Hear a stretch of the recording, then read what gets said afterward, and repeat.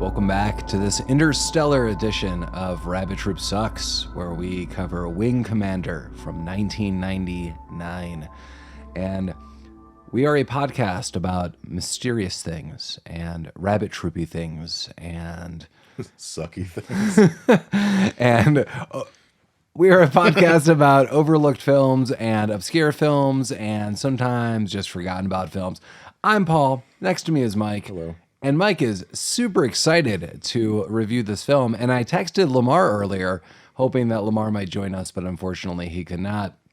But Lamar noted in his text that he was seeing how excited Mike was, and I wrote oddly excited, and I'd get down to business with it. So, yes, we're going to be looking at our second video game adaptation into a film. Our first being Double Dragon, and the second being Wing Commander. And Mike, you have a lot to discuss about this film. I have a lot of questions. I know very little about the video game itself. I've seen it a bunch. I know people in it. Mm-hmm. But yeah. Yeah, Wing Commander was my fucking jam in the 90s. Wow. Like how many? I know there's like multiple. Like how many were you playing? I played a lot of them.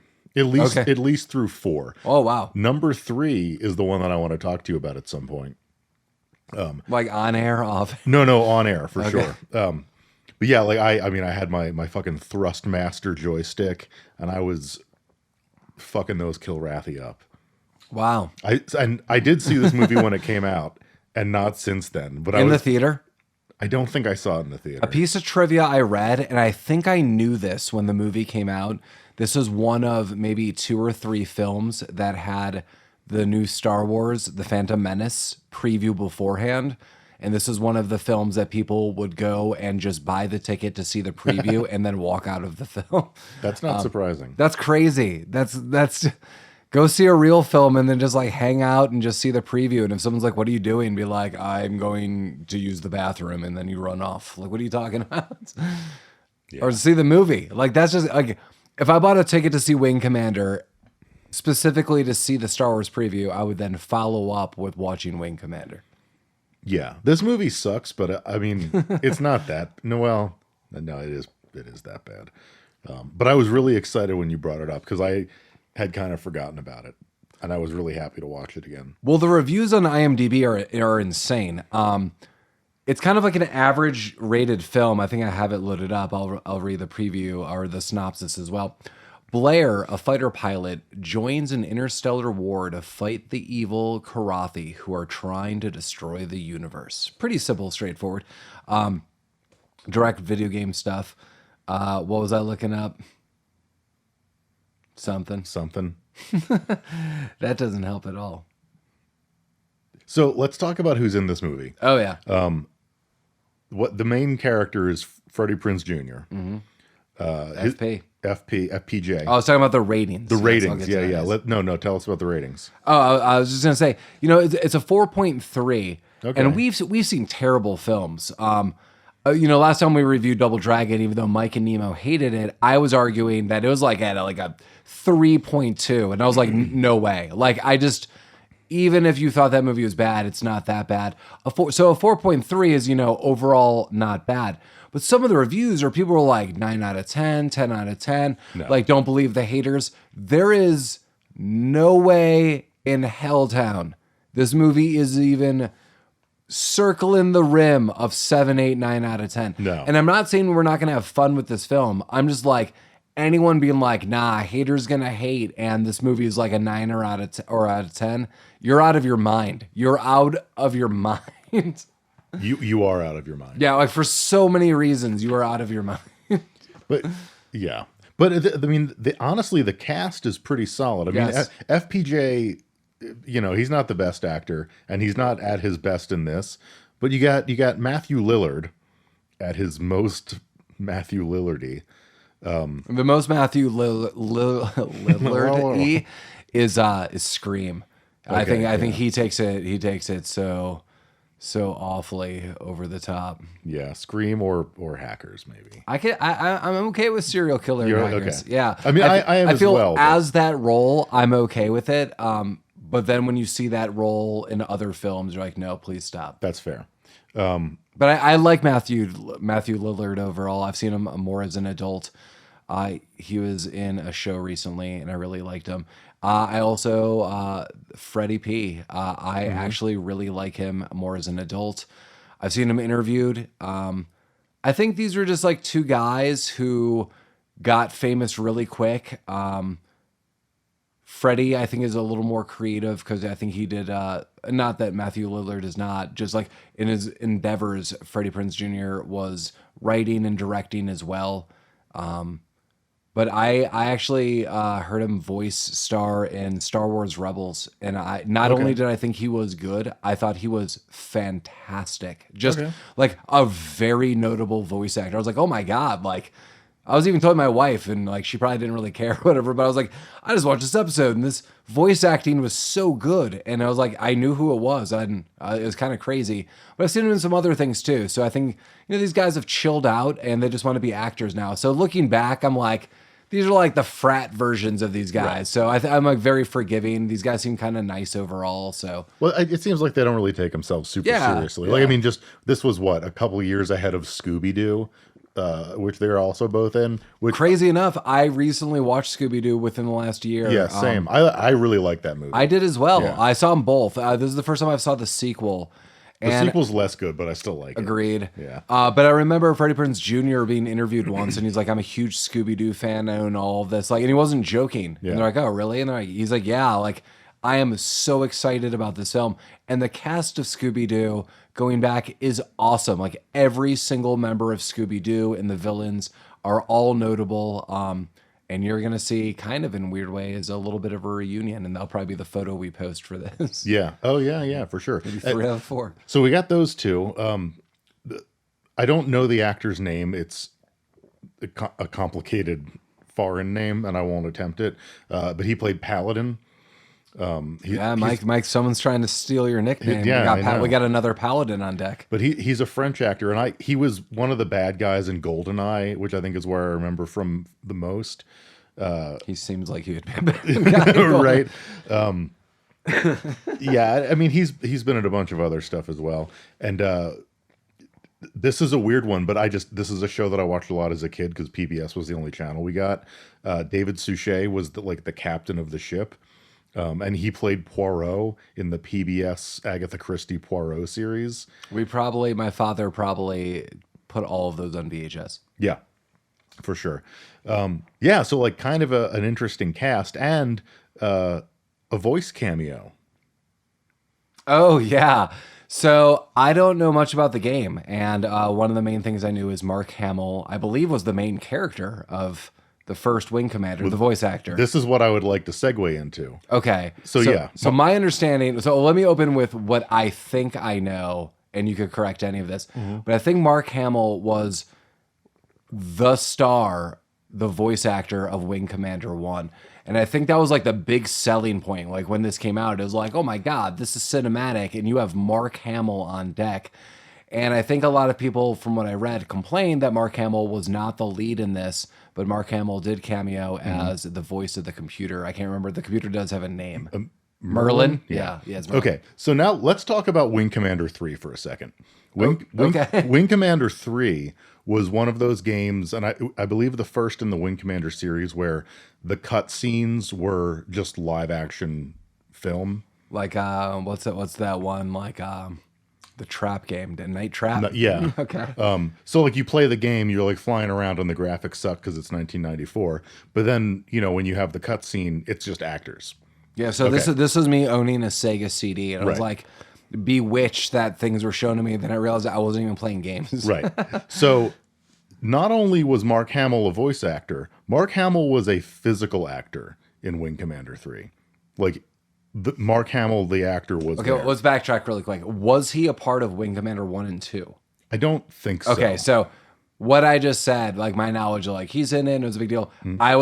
What I am saying is I was then thinking of Wing Commander 3. Yeah, I think you were thinking of Wing Commander 3. I'm going to show you the cover art from Wing Commander 3, Heart of the Tiger. Isn't it? I'm going to close my eyes. before I look at it, isn't it like kind of like a gold background, his face, and maybe a cat? Yes, that's correct. Oh my God! Okay, so and one I told you I have a good memory. there are two additional actors on this that you will recognize. Is it Indiana Jones guy? It is. Sliders? Yeah. John Rise? Yeah. So check Davis? check this out. Boom. Oh my God! So my recall for numbers is terrible, but I'm not far off with. Oh my God! Correct. The guy underneath, I can't think of his name. So we have Jonathan Rhys-Davies. We have Malcolm McDowell. Malcolm McDowell, yes. And that fetching cat fellow. Yep. That's Tim Curry. Wow. So Wing Commander 3 featured Darkness and Legend and Pennywise and It and right. And then Rum Tum Tugger. This fucking cat. Rum Tum Tugger drunk off his own folly. Dude, Wing Commander 3 brought Mark Hamill, Jonathan Rhys-Davies, Malcolm McDowell, and Tim fucking Curry. This was a big deal for me when I was 13 or whatever. Did you have the poster? Were you like, yes? Oh yeah, I had that right above my bed. Your family was like, oh man, Mike's into cat people. Great. Mm-hmm. That's awesome that I'm patting myself on the back that I remember a good chunk of that poster outside of the number. Yeah. And clearly I forgot about Malcolm McDowell in the bottom corner. That's crazy. Have we talked about the video game poster of the old man with the banjo? What game is this? God damn it. I wish Lamar was here. Okay. But the advertisement was like an old man playing a banjo, and then there was like a starship in the distance in the sky. Interesting. And there's like a whole story about this. Like, what the hell? Why was this the poster of this video game? And it's some like Nintendo role-playing game. And like, it was like a very notable thing that I remember talking to Lamar about. I was like, I just remember this was like a Nintendo Power magazine when I was a kid. And I was always like, why is this old man with a banjo playing something for, is it Star Tropics? It is not Star Tropics. It is Phalanx? Oh, Phalanx. Yeah. Phalanx. Yeah. So you look it up. With PH. Yeah. Yeah. The Like hyperspeeds. there's like a literal article about it and like how it came to be and how they were using like different photos to promo this. And there's like a whole explanation and it's super weird. And I think it's Super Nintendo. It is, yeah. So it's a Super Nintendo game. I don't know. I know we're going off topic, but we're talking about video games and adaptations. Where's our Phalanx? Old man banjo. I could see the preview now. Like, I remember a time in the stars. I have no idea, but Yeah. I'm just so happy that Wing Commander 3 and its poster artwork stuck out in my mind. Well, I mean, how can you say no to that cat? I Also, can't. no. In this movie, the Kilrathi are, you don't really see them for most of the movie. I'm glad and for then that. when you do see them, you realize why you didn't see them. It's because they didn't really know how to do this. Yeah, and it's rough. The FX is rough. Yeah. The special effects is not a great time. No, this movie came out 2 years prior to Lord of the Rings. to frame that for you. Yikes. And yeah, so it really struggles in that area. But when you see the enemy, it's like you could tell, like, wow, that's really where the budget was cut. Like that was like, hey guys, we need. It seems like certain things were filmed, and then there was a lot of things done like post, like, hey guys, imagine like the wall's gonna fall down here, but then like 2 months later they're doing like digital effects. It seems like they added all of that when they showed was it Kilrathi? The Kilrathi. I feel like when they showed them, they're like, dude, we have like $15. Like we're gonna do this in my garage. If I had to guess, and I have no info to back this up, I'll bet they wanted to do it practically because in the video game, like it's just people with masks, right? Okay. And it looked better than this shit. Yeah. And I'll bet that's what they started out with. And at some point, someone was like, no. we need to fucking CG this because it's 1999. So then it looked like a horrible monster. Clearly disclaimer, anytime we read like weird trivia on IMDb, I have no idea who wrote this. One of the trivia points was a podcast. I think I told Mike it was about this or something else. It was like, we're trivia like, blank and blank podcast gave it a 9 out of 10. Like, what kind of trivia is that? So you have no idea the reputation of who's submitting this or the accuracy of this trivia. But one thing I did read was Freddy Prinze Jr., and I could definitely see this. It was like, I was really excited. Me and my buddy, Matthew Lillard, we're going to be on this. And they gave us one script. And by the time we got there, they're like, here's a completely different script, but you're pretty much locked in. And this is the film now that you're doing. And then he later said, like, this is like the worst film he ever did. And Freddy Prinze Jr. seems pretty nice. He, in the trivia he called this a piece of shit, just directly. I was like, wow. Yeah, well, he's not wrong. Yeah, I mean, I definitely feel there's probably a lot of switcheroos here because there are some notable people in this cast that I cannot imagine if they knew what this would be on board. No, 100% not. Yeah, it was weird. Yeah. Well, let's talk about it.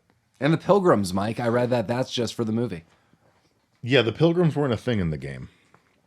We're not talking about Scott Pilgrim. At least as far as I know. Oh, the Scott Pilgrim news I'm super excited about is they're doing a Scott Pilgrim TV show. It is going to be animated. It is going to be directed, I believe, by the author of the Scott Pilgrim books. It is going to be produced by Edgar Wright, and everyone from the film is doing their voices back for it. And I was like, cool. I was like, that's awesome. Like everyone, like from Aubrey Plaza's role to Scott Pilgrim, Michael Cera. I was like, that is so like. How fun would that be? Like, yeah, no, that would be fun. Yeah, so like normally I don't know how stoked I'd be about that, but like something like that and putting it in the animated format, and clearly just everyone loves everyone's role, who they played, villain or not, Scott Pilgrim. So yeah, I'm excited. No, that is cool. Which is not this movie. No, it is not. Sadly, it is not. I think a couple of my notes might explain why we're like a little dodgy about this film. Because 5 lines into this film, I just start writing like space jump, dope diggity. Honestly, all of usually I have like more conversational notes. My notes are all one-liners. One, because I was just kind of having fun watching this movie. There are many fun parts. That is true. And 2, this movie doesn't deserve long form notes. It gets what it gets. Like, I mean, I'm just gonna be upfront. I think this movie, I don't think I've seen it all, to be honest with you. I know I've seen parts of it. I did not see this in the theater. I think I've seen parts of it and piecemealed bunches of it together over the years, and it's been on in the background. But I know this movie got a ton of hate, especially from fans who are like, this isn't following this, and other things that just, I think even the special effects at the time, people were like, are you kidding me? Like, this cannot be released in the theater. Like, better things are on the Sci-Fi Network. They weren't really wrong. I don't think this movie deserves this crazy hate, but as I said, there's like reviews of 8, 9, and 10. No, friend. Yeah, no, that's completely. And I love 5, 6 movies. So don't get me wrong, but like when you're like, this is the perfect movie for you, maybe that I could see, because we'll talk about movies later, I'm sure, which I've already done, where I'm like, yeah, I love it personally. So that I get, but like, in your heart, you know, you know, there's no way in hell. No, there's not. So, what are we going to talk through this movie like we usually do? I mean, sure. I mean, I have sporadic notes. Like the opening is a weird narrative. You like the credits are rolling. It's like, join space camp, and the Karathi hate you, and asteroid face death, and people are like, oh no, but there's a captain, and there's a new Pearson, and those people are doing stuff but dead now, but space torpedoes, join us. That's the opening. You're like, no, that's pretty much the opening. Yeah, it's like a promotional video or like a recruitment film, news flash kind of thing. But yeah, I mean, so the basic premise of the movie is the Kilrathi, who are these race of cat alien. Let's open with this. Okay. I did not know any of that until the end of the movie where they show these freaks. So you didn't know that they were cats? Not at all. Okay. So that's why when I'm like, wow, we had $15 left on the budget, like that was that reveal for me, that who's that man behind the curtain. I was like, oh God, you're a trash bag in a green room. They're always in green rooms, those aliens. They like it green. Yeah, I Yeah, guess. that must have been jarring for you. It was. It was. So there, what the year is what, 2650 or something? It is 2654. 2654. Okay. And as humans expand into space, they run into these cat aliens, and there's no diplomacy here. The cat aliens they're not stoked. And it's just all out war. I'm going to interject one thing. They're noting this as a backstory, and you Correct. see like some of the news clips, and it's like, we deployed 400 million space diplomacy probes. I'm like, one, that doesn't seem good. Like maybe that aggravated them. I mean, they are cat people. Maybe they're like batting. They should have tried like a laser pointer. Or... Yeah. Also, everyone when they're talking about it, I don't know why, they all seem guilty to me.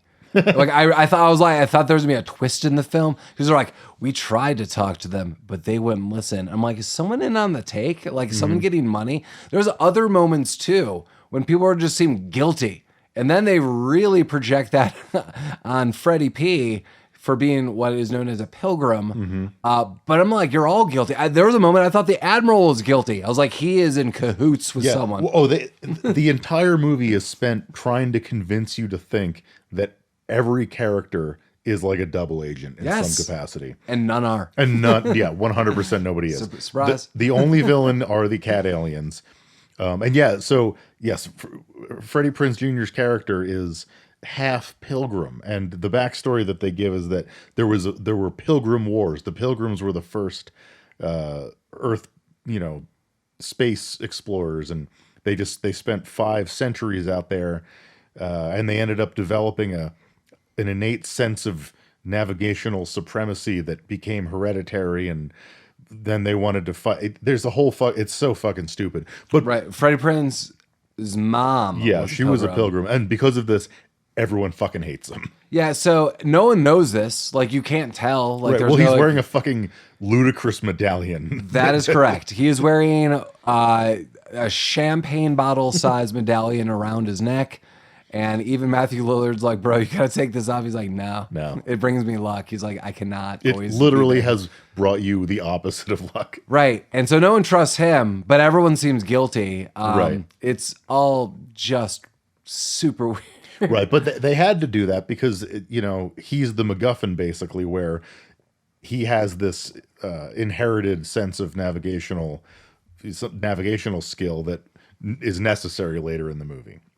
But navigation is basically what drives this movie along. So there's like a human space base, and it gets attacked by the Kilrathi, and everyone's dead. And they steal a Navicom, and we know this because someone says they want the Navicom 87 times. Oh, yeah. In the first 5 minutes of this movie. Oh, yeah. I mean, this would be like the hyperlink if this movie was scripted. What are they here for? They want the Navicom. They're after the Navicom. Did they get the now Navicom? Available on Amazon. I think they may have gotten the Navicom. But if they have the Navicom, they can navigate. Well, I think they do have the Navicom. Are you a Prime member? Navicom could be delivered to you overnight if you spend $25 more. You'd be a DJ for a day. Do you need to buy Q-tips in a Navicom? You're 3 cents short. The Navicom is a weird device that enables you to basically hyperspace jump to areas. It gives you coordinates, and you're like, woo, I could do these things. Going back to being a pilgrim, they were able to navigate innately, like through instinct. Like, right. And I'm saying this to you as the listener, this story is drawn out for an hour and 15 minutes. The movie's about an hour and 40, but they really give you a little breadcrumb trail of what a pilgrim is. And really at no point in time do I know why people are distrusting them outside of it like, they got superior and they didn't like other people. And then we shot them and they shot us. And some people are alive. Some are. Yeah.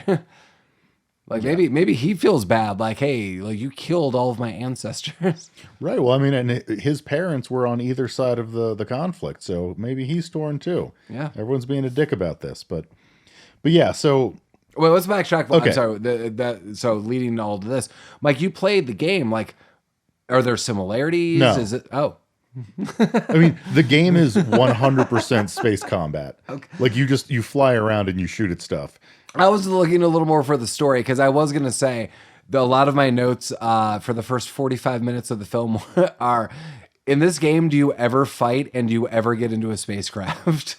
Because in 45 minutes, they do not. No, they don't. The game is all flight simulator, basically. But like the story, the background, is any of this like, outside of Pilgrim stuff, like, is like, you were this person. Yes, I mean, some of the characters overlap, and like it's, the Kilrathi cat people being dicks they're the enemy. Is there a real reason for this? No. I like it. It's, they're cats. Anyone who owns a cat will know cats are total pieces of shit. They're like knocking over glasses and you're really building our base of listeners.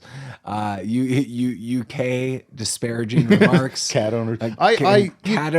Cat owners in the UK are losing their minds. Yeah, no, right they now. hate it. I used to have a cat, and that cat was dope, and I like cats very much. But everyone who owns a cat knows that cats are pieces of shit. I have tried to explain on many occasions that Mike's cat, when he had a cat, I would throw. Yeah. I would say / gently toss. Yeah, she liked to be tossed.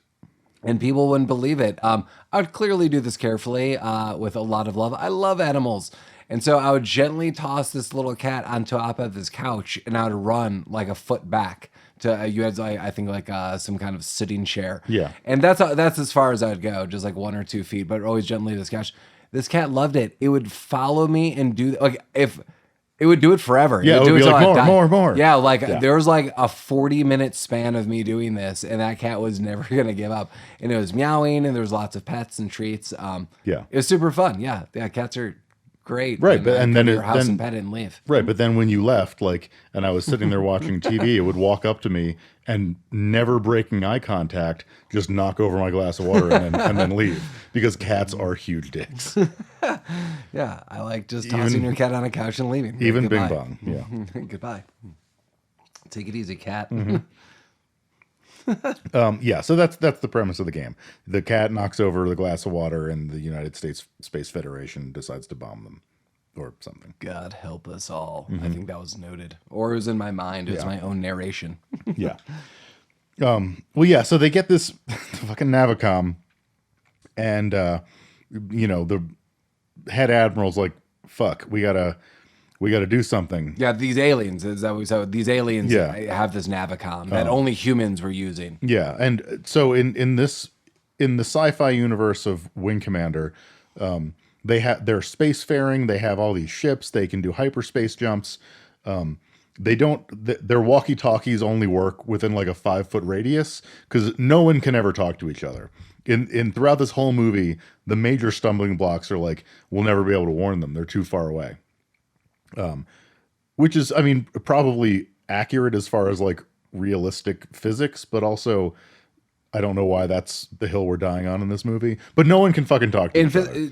2654, my Bluetooth could go while I'm outside. So I'm pretty sure 206054 has better Bluetooth. Bluetooth at least 2.0. I would hope 2.5. Yeah. But I mean, they don't. Spaceship 2.5. They don't hear. So the whole thing is like, we need to get physically to this place to warn people, because it's too far away to call them on the phone. Yeah. So, and we don't trust anyone. No. We need to encrypt this message. Right. So yeah, they realize that Freddy Prinze Jr. is on another ship with Matthew Lillard going somewhere with Paladin, and the admiral's like, "Hey." Well, we don't know about Paladin. We don't really know about anything. We don't know. We don't know anything. He's just a guy. We'll just say like FP's current captain. Yeah. I don't know, some like rogue vessel doing weird stuff. It was just like, I think they were being transported somewhere, but he's like, "Hey, if I give you this fucking Sony mini disc, will you bring it to this place?" Wait, that's what was happening? So this captain was not really their captain. This captain was just transporting Matthew Lillard and Freddy. Yeah, I think they were just hitching That a ride. makes a lot more sense. Yeah. Okay. Yeah, he was Okay. just kind of like a rogue independent contractor transporting them from one starship to another. Well, I mean, but then there's like endearing moments between Freddie Prinze Jr. and the captain. Yeah. So I think they're working together. With the original captain? Yeah, Like the main captain. the original captain, like on his original. The Little one who sends them the mini disc. No, Oh. like they're on they're on some kind of vessel, right? Yeah. Well, they're on. We don't know it's Paladin. We think he's just a guy. But Paladin is not just transporting him; like he is working together with Freddie Prinze Jr. Oh, I thought he was just transporting him. Well, he just 'cause takes a shine to him because he's a pilgrim, and we find out that. Well, that's what I'm saying. I know we're jumping the gun, but later he's like, "Why didn't you ever tell me?" Like, you never asked, and I'm like, "I don't know. Yeah. You're my bus Like, driver." yeah, like, I met you, like, I 2 paid the days, fare yeah. and I sat back there. Like, Right.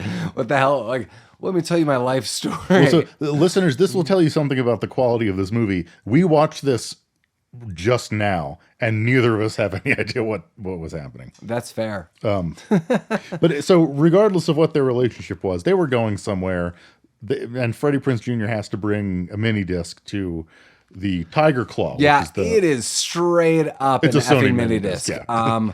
It's like, here is this encoded message on a mini disc. And if you don't know what a mini disc is, God bless you. Mm-hmm. Yeah. And also, I like mini discs.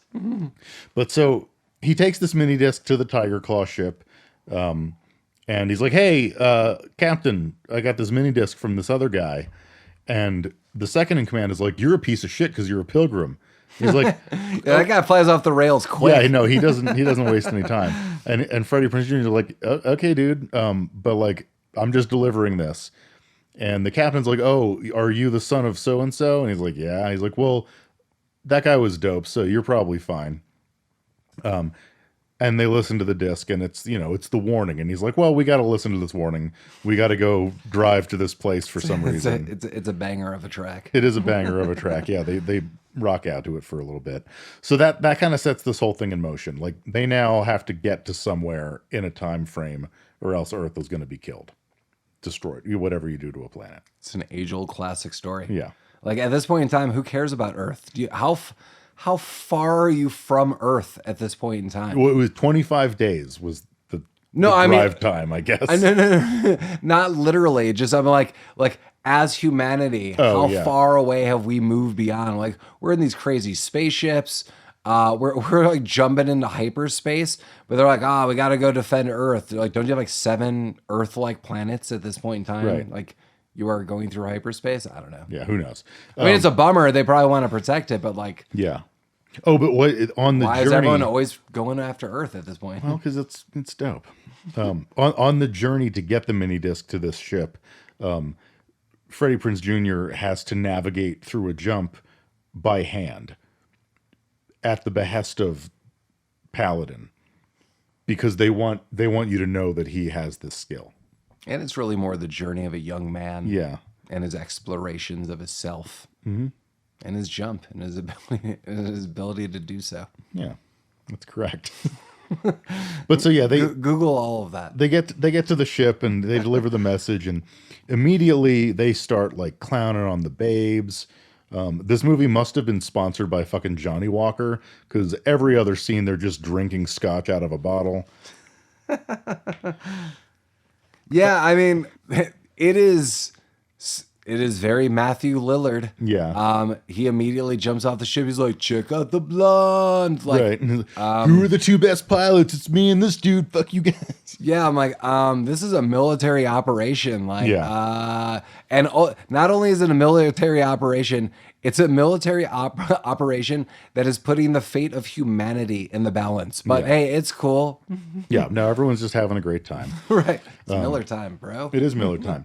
Freddie Prinze Jr. mistakes the wing commander for like a mechanic, and he's like, "Why am I taking advice from a babe?" Yeah, I thought this is a huge Star Wars: A New Hope scene where, Oh, yeah. I mean, the ships are very like X-wing esque. They're in a hangar on a bigger ship, like a battleship. He jumps in, and then just like Mike said, a mistake has happened where he thinks the wing commander is just the mechanic, and she is drilling him. What would you do if the Kilrathians did this or this or this? And you'd be killed every which way. And he's like, whatever, grease monkey. Right. And she's like, I'm your wing commander. And I chuckled in my heart and in my wing. Yeah. But I later commanded it back into shape. Right back. Part 3. Yeah, I mean, this fucking thing. He makes the mistake of referencing Lieutenant Commander Chen, who was apparently the previous wing commander who died, and this hips them to. He did not exist, Mike. He didn't exist. I don't know what you're talking about. He didn't exist, and that's how this crew deals with the death of their colleagues. They just say that they didn't exist. They write them off. But they didn't really talk about that was their mentality in the game that they play to cope with this. So everyone's very confused. Yeah, for a few minutes, I'm like, is this Twilight Zone? Right, like everyone's a like Lieutenant Cheng has never existed. Like, but I just you did not see him. Yeah. Also, the amount of lieutenants every which way. Yeah. If you go to IMDb, there is a Commodore, there is an Admiral, and 5,000 lieutenants. I think, and I might be talking out of my ass here, but like this is clearly like the Navy. This is structured like the Navy. Everything they say is like if you turned off your TV and just listened to it, it would pass for like a submarine movie. Like that's what they're trying to. There's like torpedo tubes and like.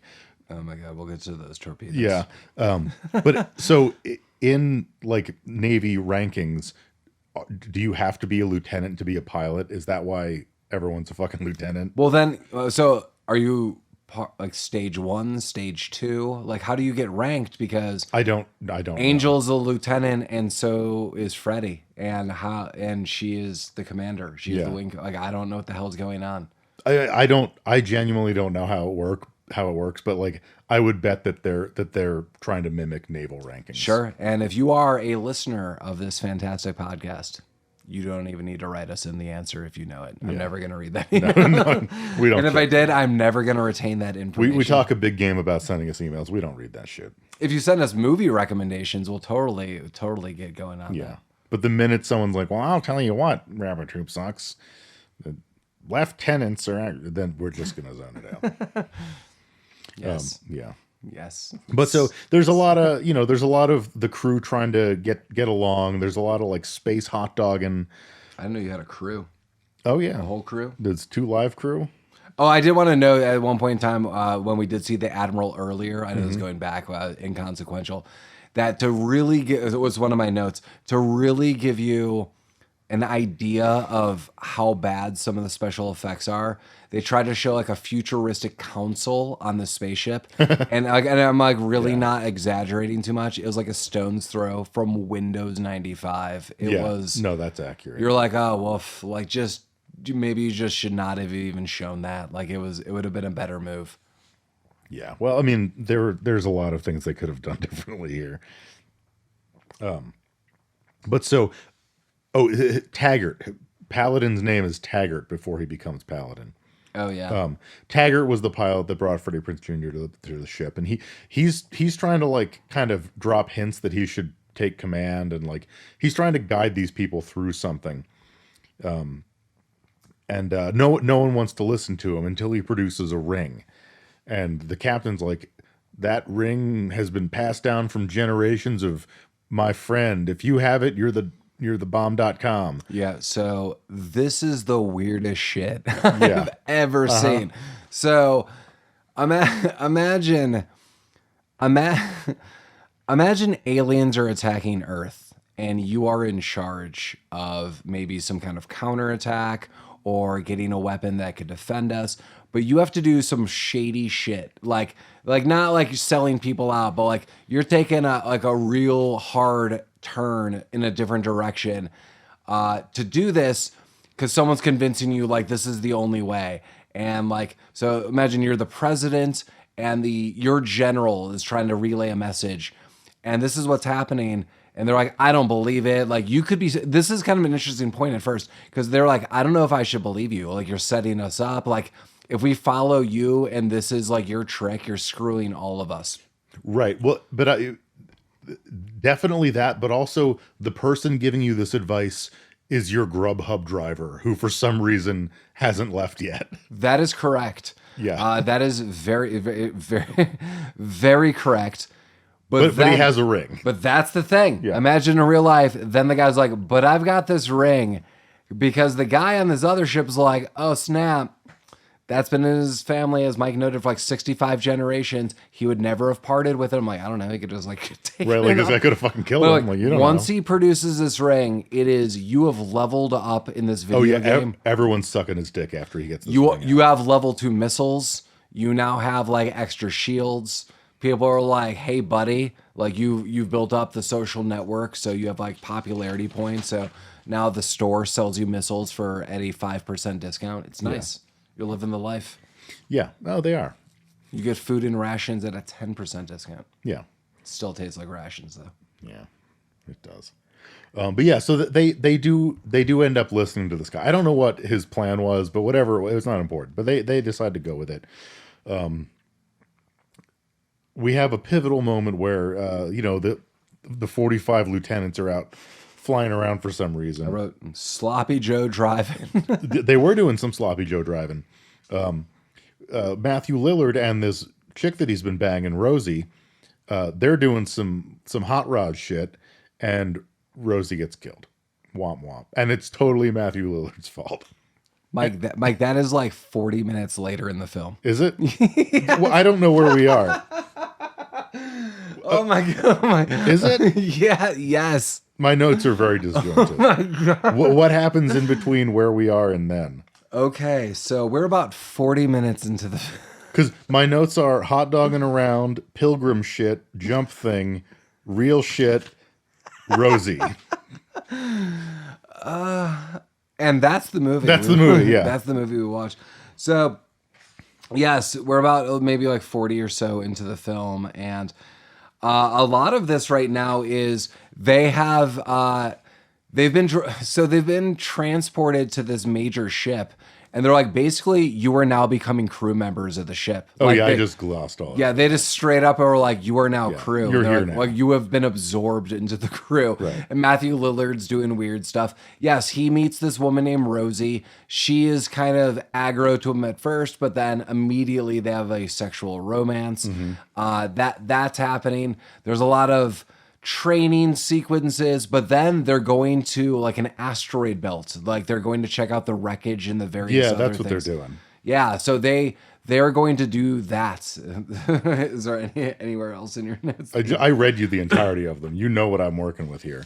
Yeah, no, they go to visit that. They're looking for the wreckage because, yeah, they're part of the crew now. Their Uber driver is somehow in charge because he has a ring, and they're looking for wreckage in an asteroid belt. But like the Kilrathi show up and they have to fucking hide, right? Yeah, so these are huge chunks of sequences. So they're basically in the ship, they're hiding in the ship. The Kilrathi start, I think, just like nuking every single asteroid. As one does, yeah. Yeah, like just to make sure like all these people are dead. They basically are able to escape a little bit, and then I don't know, it's kind of like very quick. This wing commander, Angel, she doesn't like Freddy Prinze Jr., No. but then immediately is like, I do see you're a good pilot. You need to come with me. They go out and they're doing, I don't know, that there is some hot dogging, but they are able to escape. And then this is where Matthew Lillard and Rosie, I don't know why they go back for this one ship. Do you remember? Yeah, they were like heading back, and Matthew Lillard and Rosie were like, maybe we should just go kill a couple more of these guys for funsies. Yeah, they're like playing almost like a game. Yeah, they were kind of doing like chicken with them. Yeah. Yeah, and it kind of goes wrong. Like Rosie does one and it's fine, and then Matthew Lillard goes a little bit crazy, and Rosie's like, "Oh fuck, this is kind of bunk." And like it works. What he was doing works, but she was too close to it. Yeah, and got hit by like some shrapnel or something. Yeah, that I thought was kind of interesting at least. So yeah, it was like the ship like hits hers, and she's like, "Oh, my ship's damaged," and he's like, "Okay, just eject," and she can't, and that's part of the ship's problem. And then they try to fly her into the main ship again, to dock it, and she comes in too hot and just crash lands. Yeah, and then she's stuck on the runway, but like outside of the airlock. yeah, And they're like, we can't get her. Just get like a drone out there to push her off the side and let's get the fuck out of here. yeah, and she just goes off the side, and then Yeah. immediately it goes to the philosophy of this person no longer existed. And then Matthew Lillard gives I was going to say half-hearted, but I'm going to say 1/24th-hearted performance where he goes, "Hey, man, when it comes to me, you don't do that shit. You don't forget me. You don't forget me." And I was like, what? Yeah. Like, whoa, no, Lillard, no. But Rosie's dead. Yeah, Rosie's dead. So that's the movie. It's My note is Rosie Forbes is dead. yeah. And then everyone goes back to the main ship as one does. Yeah, they do. And then, so Wing Commander Angel lands, and she is pissed. She is super pissed that Rosie is dead. And it is Matthew Lillard's fault. Like, this could have been avoided. And she said, I called you back to the ship. You guys did this. This could have been avoided. So she's like, I could court-martial you for life or some threat. And she's like, but I'm not. She also holds a gun to him. And then puts that away. So there's a lot of problems, but doesn't fire him. No. You know, let bygones I be don't even bygones. think she can fire him. Or maybe she could reprimand him. Yeah, I don't know what the deal is. I mean, but that... Is there like a brig that she can throw him in? Maybe. Mm-hmm. Yeah. But then, I don't know what I got in my notes. That the good guys escape again because I think these aliens are just like hot on their trail. Yeah, the whole thing is kind of I was going to say cat and mouse, but yeah, I guess. Yeah, the aliens then, come back. They blow a hole into the hull of the ship, and everyone's getting sucked out. Okay, that my next note is FPJ getting sucked, and I didn't remember what that meant. Yeah, well, I might have been watching a different. Yep, you were. Yeah. Yikes. Yeah. Okay. Yeah. The hole gets blown. They fix it. Do you remember how they fixed it? They just they throw a big hunk of metal at a hole and then trash at it, basically. Yeah, and then a bunch of people I think go at it with blowtorches. Yeah. That's how you fix things. Problem solved. Yeah. Okay, but this is once that's resolved. I mean, that's funny. Like, we don't often really talk verbatim the notes. I might say verbatim the quotes, but Mike, just read you his list. One of my notes was Wing Commander spaceship stuff. That's basically what this movie is. It's just Wing Commander spaceship stuff. No, but so yeah, basically, this movie is just like a long taxi ride. They're just trying to get from one place to another without getting killed. It's like a haunted house, Mike. It is, yeah. You paid to get in. They come across this big, I think they called it like a comms ship. And they're also out of gas or whatever. So like, I was really thinking hard Star Wars on that. I was like, everyone's running out of gas. Like if we go over there and surprise them, we can get on this ship, we can take their fuel, and then they can go fuck off. Yeah, this is a crazy move. Also, one of my notes that I did skip over and inconsequential, or maybe it hasn't even come up yet. I mean, again, these are the weirdest sporadic notes I've taken as well. That the special effects are just bad. They are phenomenally terrible. When they are fighting each other, they're shooting space torpedoes. Yeah. It looks like someone lit the back of a firework and just like threw it. Like, there was a fuse on a missile flying through space. And you're like, what the hell is this? And I don't know how space and physics work in space and all of those things, but it's not that. No. In my heart, I don't think it's that. It's probably not. And if you want to write us, I'm not going to read about it, but it's not that. It's not that. Yeah. But Physicist. They do that. They go to the ship, and this is so we're now like we're burning through this. We're like an hour and 20 minutes into this movie now.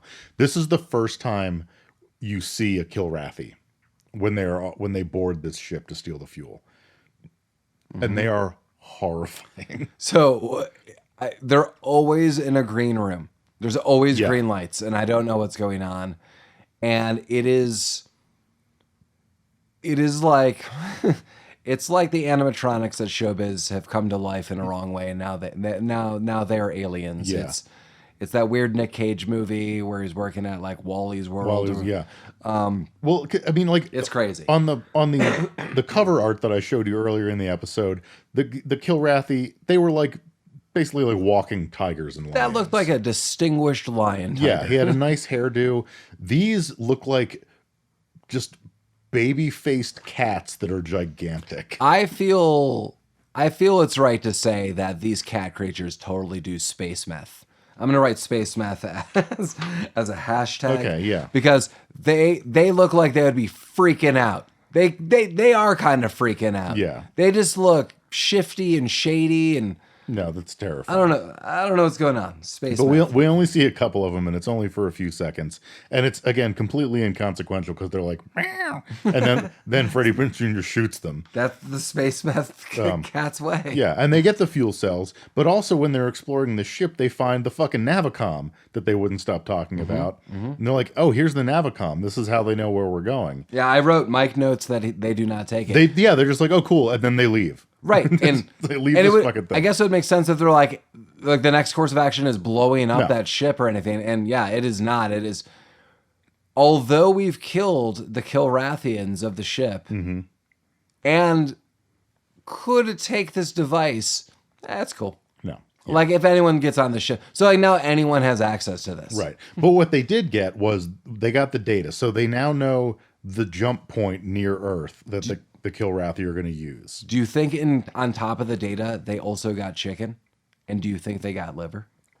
Yes. They got chicken and liver. The Navicom delivered. Nice. So, but yeah, they know where they're going now. So they get back to the ship and they're like, we know where they're going to come through to Earth. We have to warn the fleet so that the fleet can just wait there and fucking shoot them. But it's the crux of Yeah. the entire film, Mike. But like, The oh foil. no, we can't fucking just call them. We have to get there. Because our communications are down. They don't reach that far. Yeah. Womp, womp. Yeah. Nothing reaches anywhere in this fucking movie. That's true. Would you call it a space reach around? It was a space reach I around. mean that's what they need apparently. Yeah. So at this point, this is where whatever his name was is like, oh, by the way, my name's actually codename Paladin. Oh, yeah, I'm like an intelligence agent. That's because that Angel's like, hey, as a civilian, like you got to hang back. He's like, well, oh, by the way, I outrank all of you. I'm a Commodore and I go by Paladin, which totally they stole Mike's, moniker. And he's like, call sign Paladin, dial it in. And she Yeah. dials in like, so she's got a little space cop computer and it's like, beep, boop, boop, boop. And it's like, oh, that's Commodore Paladin. Right. So she has that information, but they can't fucking call someone. That is correct. She was able to download information on him, but cannot transmit I think like a 7-digit code Right, yeah. later on. It's like 7352. Yeah. They go there. So they come up with a plan. They're like, okay, Paladin and the wing commander and Freddy Prinze Jr. are going to go make a beeline for like a jump portal, whatever the fuck they call them in this movie. The main ship is going to stay behind and like do whatever. This is now the plan.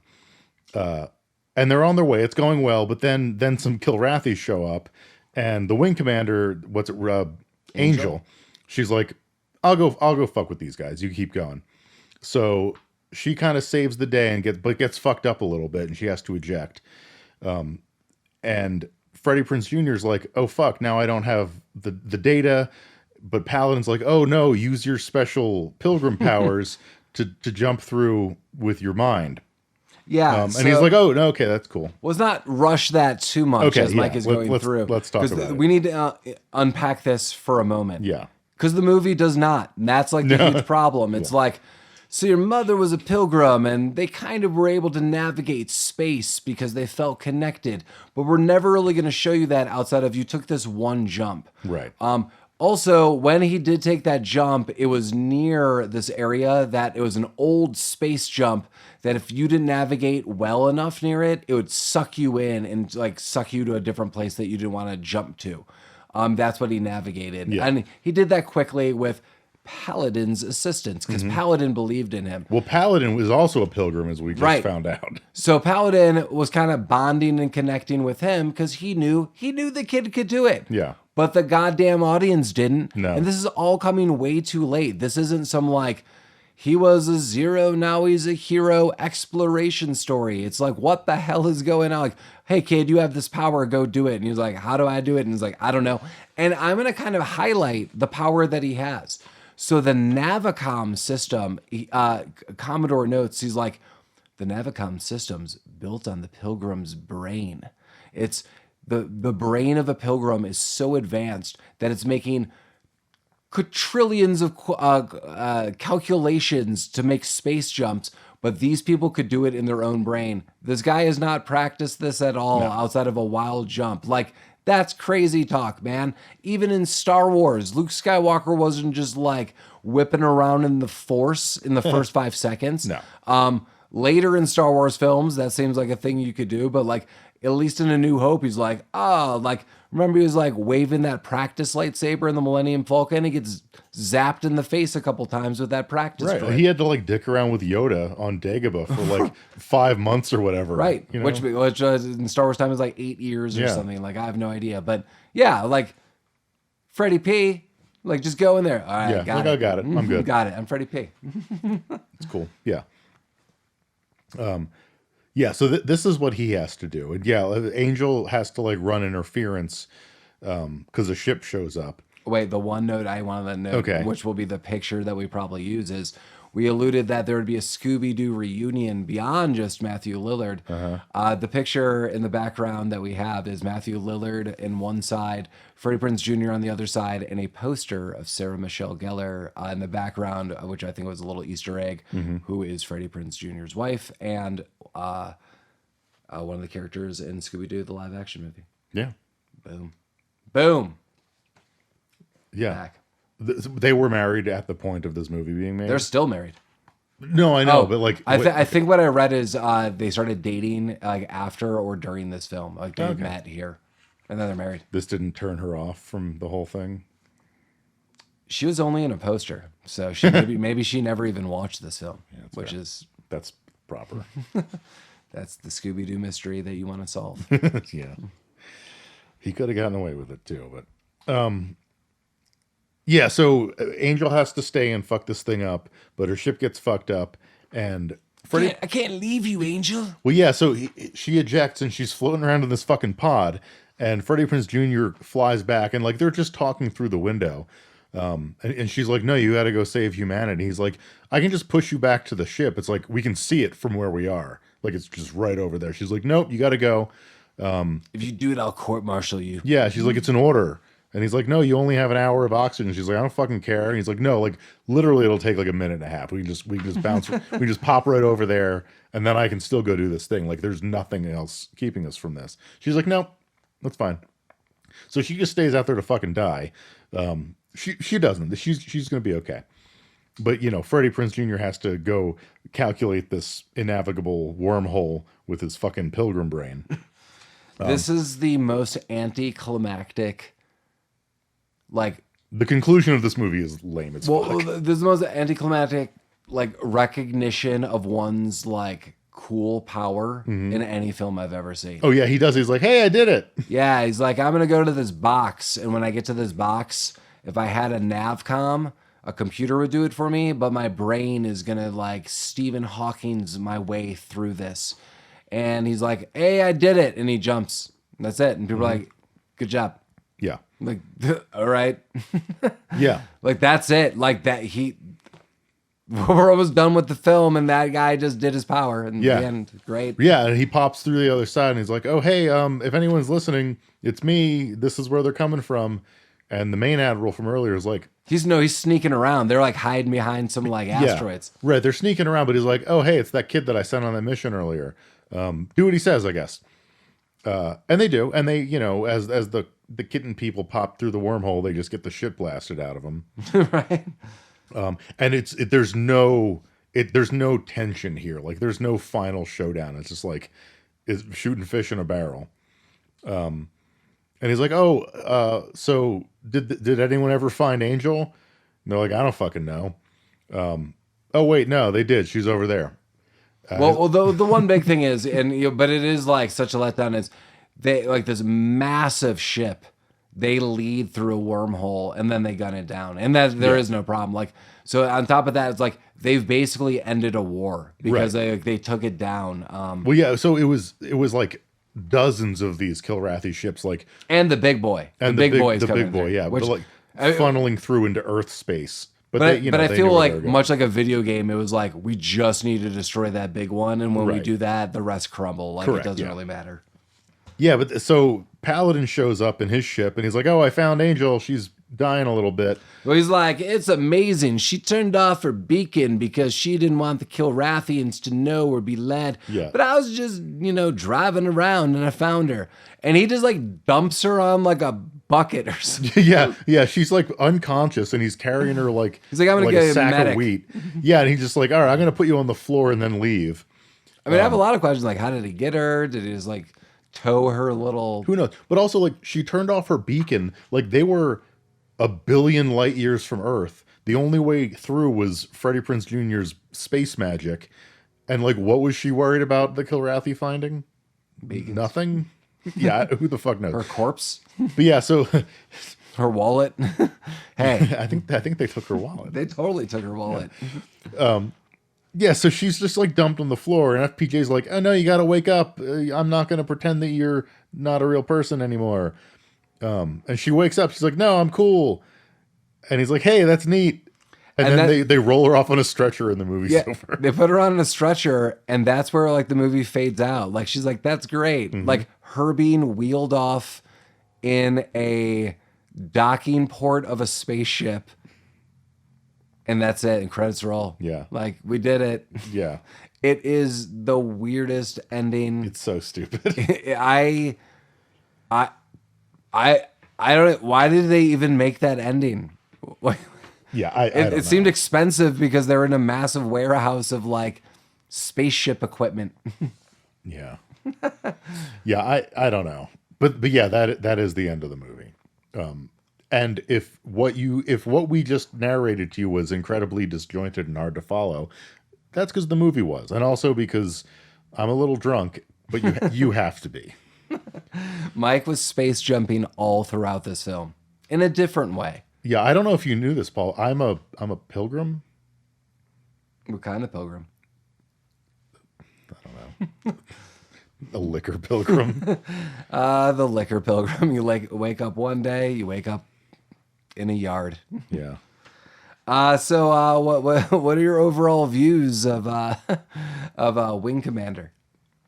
I can honestly say that this movie is terrible in pretty much every measurable way, but I also really loved watching it. Well, I told Lamar I'd unravel the mystery. What are some of your... I'm not saying this movie is just total crap. Like, it is. Mike's going to highlight like the special effects. There's no defense. They're atrocious. That's why I'm like, when people are like, this movie is really a 10, I'm like, you cannot say that with those special effects. It's so bad. Yeah, this movie is not a 10.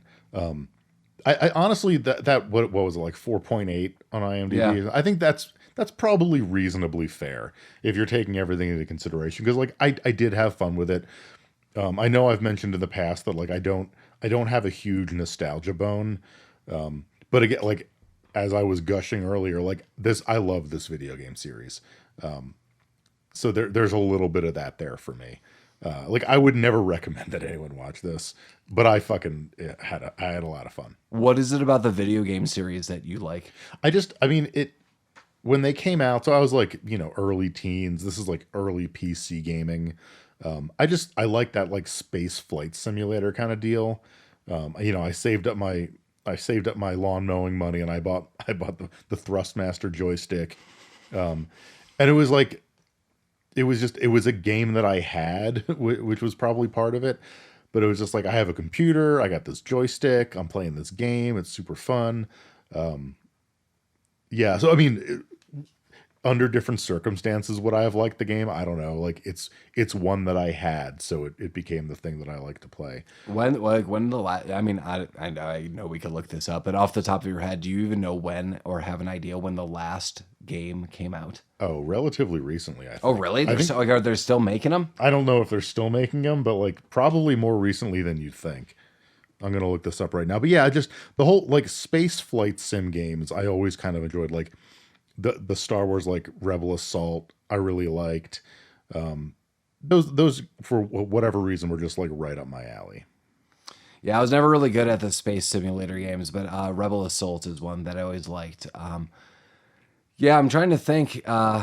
I guess I just had a couple friends who I saw play some of these games, or I really remember the poster for some reason. I think like Mark Hamill being in a video game, and a lot of these, video scenes, just I guess were really popular or really sold the franchise to a lot of people. I just don't really remember, to be honest with you. 2007 was the most recent. Wow. It was an Xbox game. Wow, that's crazy. I wonder if they're going to make some more. Well, once they hear this podcast, Yeah. I'm sure Mark Hamill and FPJ follow us. They're gonna see the hashtags and they're gonna be like, you know what? Mark Hamill's gonna be like, Let's now I resurrect could this. actually be the main character again, and Yeah. I'm gonna actually just be in the role of this film that I was designed to be in. Yeah, exactly. I don't have to do this stupid Star Wars bullshit like drinking blue titty milk on some weird planet. I can get back to like the real material that I'm passionate about, which is Wing Commander. And he's a great voice actor, so maybe they're He gonna go is. the animated route. They're like, we'll do an animated film or a series, and he's like, cool, I'll voice act the hell out of it. Yeah. And that'd be great. Bring Jonathan Rhys-Davies back. Is Malcolm McDowell still alive? Maybe. If he's alive, bring him. Tim Curry, sadly, no, R.I.P.D. But get the whole gang from Wing Commander 3 back. That's what I want. Oh, there was also this was like I don't know by name. I'm not going to look it up, but it was kind of big news if you were a kid when this game came out. One of the actresses in Wing Commander 3 was like a porn star. I did not know that. She wasn't doing pornography in the game, but like she was like a famous. Like beforehand, she was. Yeah. Interesting. Yeah. Also, Tim Curry's not dead. Oh, really? Yeah, I'm like, well, I was like, whoa, what? I was like, did this happen over the pandemic? Is that like one of the time loops? Tim Curry is alive and well, friend. Is he? Do not kill Tim Curry. Tim Curry does not want to die. I thought Tim Curry. Who died? I don't know. Don't alarm the world like this. That would be so sad. Yeah, this movie, I mean, would I recommend it? Not really. Just really, we're going to look at other films. And I know I'm going to contradict myself and be like, but the special effects, I could be forgiving. Yeah, I do think a lot of people could be forgiving of special effects and they could be outdated. Lord of the Rings, rewatching any of those, they just look dated, but I am forgiving of those. This just looks rough. It looks, when they're in space, a lot of the backgrounds, it doesn't even look meshed in well. It looks just so early 90s, late 80s, add on special effects. It just looks like, Oh, it's terrible. yeah, it looks like someone went to the mall and you're like, I want to pretend my backdrop's space. And they're like, okay, and hold this little moon and spaceship. Yeah, it's bad. Yeah, that's like really what it looks like. So I'm like, yikes.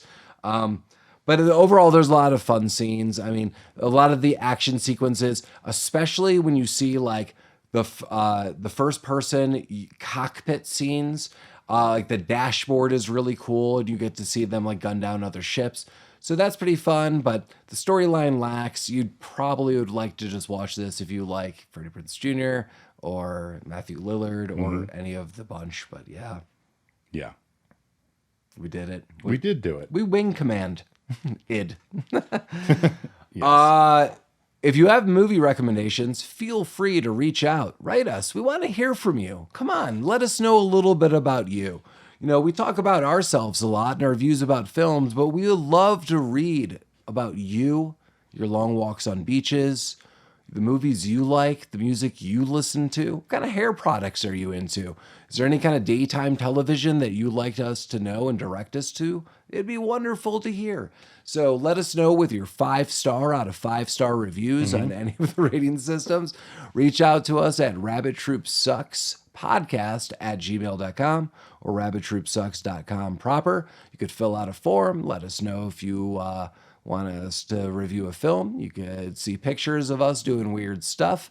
Everyone should look at Jeremy's photo. It's amazing. That's accurate, yeah. It will brighten your day. Yeah, we're on Instagram. We're on Facebook. The next movie we're going to go cover really gets into a weird category of films. In this movie, Mike and I were discussing that I said I would do others kind of similar to this.